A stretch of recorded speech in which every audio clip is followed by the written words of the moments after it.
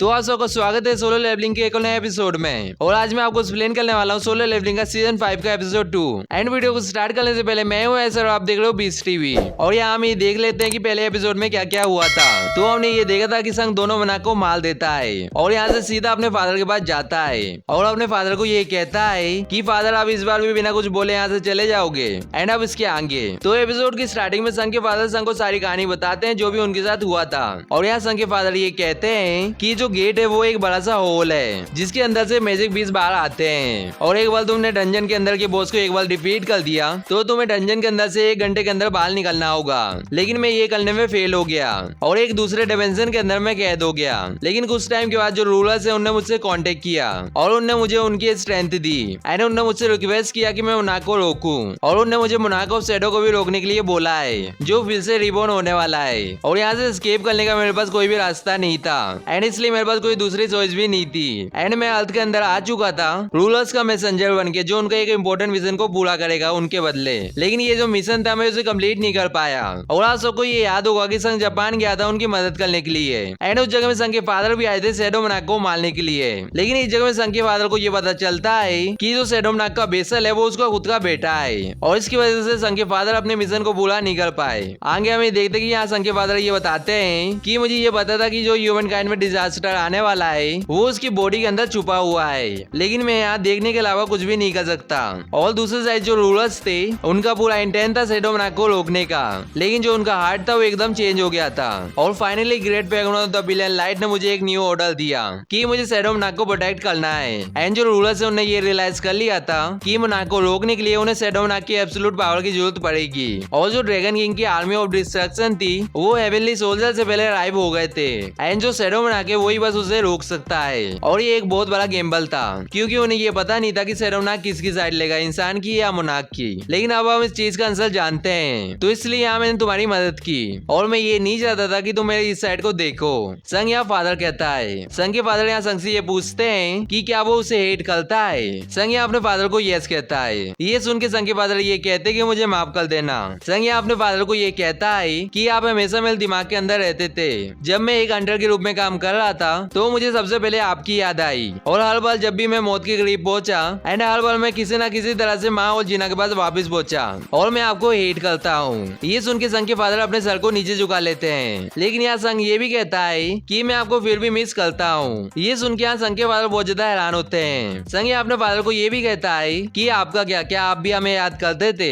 ये सुन के यहाँ संग के फादर के आंख में से आंसू आने लगते हैं और यहाँ वो रोते हुए संग को ये कहते हैं कि हाँ मैं तुम लोगों को याद करता था और ऐसा कोई भी समय नहीं था जब मैंने तुम्हारे बारे में नहीं सोचा हो एंड जबकि तुम मुझे देख नहीं सकते थे लेकिन मैं तुम्हें दूर से ही देखता था और इससे मुझे बहुत ज्यादा खुशी मिलती थी। और यहाँ हम देखते कि जो संग के फादर की बॉडी होती है वो यहाँ डिस्ट्रॉय हो रही होती है। संग के फादर यहाँ खड़े होकर संग के पास जाने लगते हैं एंड यहाँ संग को गले लगाते हुए कहते हैं कि तुम एक अच्छे यंग मैन बन गए हो। संग भी इस जगह में रोने लगता है। संग को इस जगह में बहुत ज्यादा गुस्सा आ जाता है और कहता है कि रूलर्स ने आपका यूज किया और फिर आपको ऐसे ही छोड़ दिया। संग के फादर यहाँ संग को ये कहते हैं कि सिंपली उन्होंने मुझे मौका दिया था चुनने का और मैंने तुम्हें बचाने का फैसला किया एंड मुझे ये लगता है कि जो मैंने किया वो एकदम सही था और मेरा मन था कि मैं तुमसे और बात करूं एंड काश मैं तुम्हारे साथ और समय बिता पाता।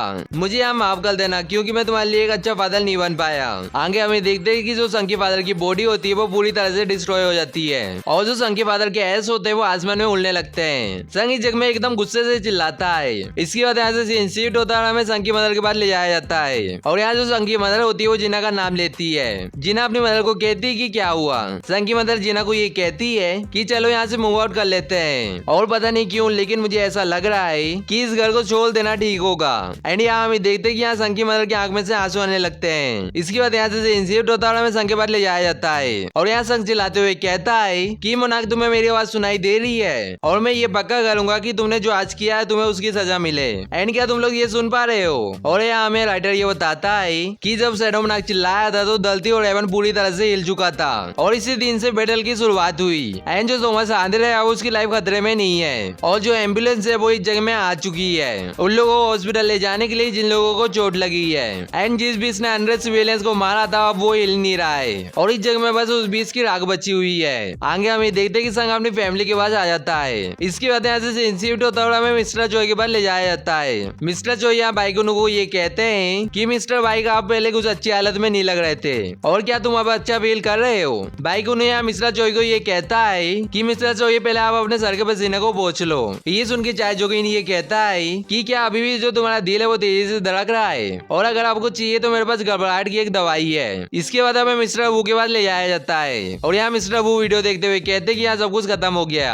एंड यहाँ मिस्टर वू मनी मनी ये भी कहते हैं कि अभी अभी जो शहर को तबाह करने वाले 20 टाइप क्रीचर थे एंड उनके साथ एक वुमेन भी थी और उनके साथ एक आईसेल्फ भी था। मिस्टर वू इस जगह में ये याद करते हैं कि संग ने चेयरमैन की फ्यूनरल में ये बोला था कि मैं उस बास्टर को मार दूंगा, और मैं अपनी लाइफ की कसम खाता हूँ कि जिस भी इसने चेयरमैन को मारा था मैं उसे मार दूंगा, और जब तक मैं ये नहीं करता जब तक मुझे टैंक से मत बोलना। आगे हम ये देखते कि मिस्टर चो ये कहते हैं कि अच्छा ये वो आई सेल्फ। इसके बाद यहाँ मिस्टर वू संग को थैंक यू कहते हैं एंड यहाँ जो अंडर सेशन होता है वो ये अनाउंस करता है कि जो 20 थे उनकी पहचान नहीं हो सकी है और उन लोगों ने बहुत ज्यादा तबाही और नुकसान पहुंचाया, लेकिन कुछ दिनों के बाद एक और डिजास्टर आने वाला है। आगे हम ये देखते हैं कि जो सोल सिटी होती है उसमें ढेर सारे एंटर इकट्ठा होते हैं। लियू आगे इस गेट को देख के ये कहता है कि ये वो बड़ा सा गेट और ये सच में तारीफ के लायक है। अगर दुनिया के सारे एंटर भी इसे रोकने के लिए जाएंगे तो ये लगता है कि वो इस तबाही के अंदर बच जाएंगे। थॉमस आंद्रे भी यहाँ गेट को देखते हुए कहता है कि यहाँ सब कुछ स्टार्ट होने वाला है। मिस्टर वू भी इस जगह में मनी मन कहते हैं कि वर्ल्ड के सारे एंटर एक जगह में कभी भी इकट्ठा नहीं हुए हैं, और यहाँ मैं ये सोच रहा हूँ कि इनमें से कितने लोग यहाँ सर्वाइव कर पाएंगे।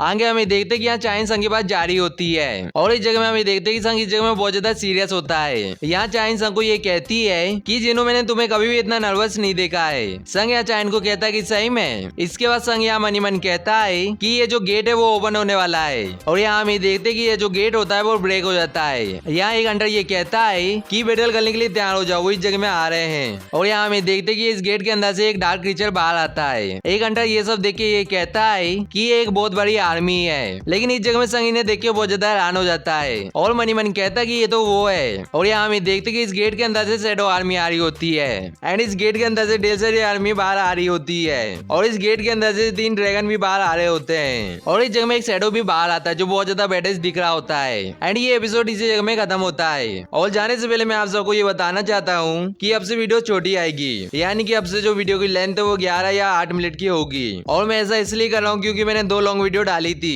लेकिन उनमें अच्छा रिस्पॉन्स नहीं आया। और आप सबको मैं ये बता दूं कि जब भी कोई नई वीडियो डलती है तो उसका पुरानी वीडियो से रैंकिंग होता है, और मैंने जो 2 बड़ी वीडियो डाली थी उनकी जो रैंक है वो 9th आई है, और सही में ये देख के बहुत ज्यादा बुरा लगता है। एंड मैंने आपको ये पहले ही बताया था कि वीडियो बनाने में कितनी ज्यादा मुश्किल होती है, लेकिन तब भी मैंने इस जगह में बड़ी वीडियो बनाई और इतना करने के बाद भी अच्छा रिस्पॉन्स नहीं मिलता है तो अच्छा नहीं लगता है। एंड इस जगह में मैं आपको ये बता ही देता हूँ कि एक वीडियो बनाने में कितना टाइम लगता है। तो पहला है वॉइस ओवर, जिसमें 7 या 8 घंटे लग जाते हैं एंड 5 से 6 घंटे लगते हैं वॉइस ओवर के इन पार्ट को काटने में, और इसके बाद जो ये वॉइस ओवर है उसे ड्रैग करके शुरुआत में ले जाना पड़ता है। एंड जो एडिटिंग है उसमें भी 3 से 4 घंटे लगते हैं, और ये जो सारी चीजें है वो एक मोबाइल के अंदर हो रही है जिसकी वजह से इतना ज्यादा टाइम लगता है। तो आप सबको ये समझ आ गया होगा कि वीडियो को छोटा करना क्यों पड़ रहा है। और आज के लिए इतने ही, हम मिलेंगे किसी नेक्स्ट एपिसोड में। सायोनारा।